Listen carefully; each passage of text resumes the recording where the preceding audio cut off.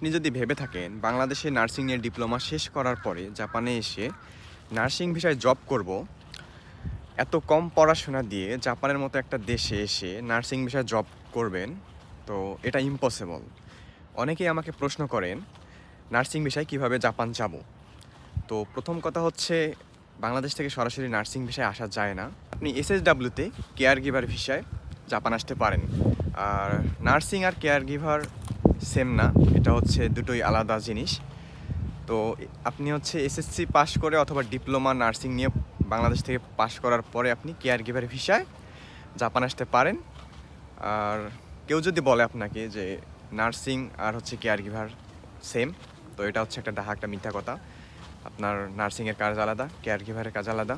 তো এক কথায় বলতে গেলে বাংলাদেশ থেকে নার্সিং নিয়ে ডিপ্লোমা শেষ করার পরে জাপানে নার্সিং ভিসায় আসা যায় না। আপনি হচ্ছে এসএসডাব্লিউ ভিসায় কেয়ার গিভারে আসতে পারেন। আশা করি প্রশ্নের উত্তর পেয়ে গেছেন। ধন্যবাদ।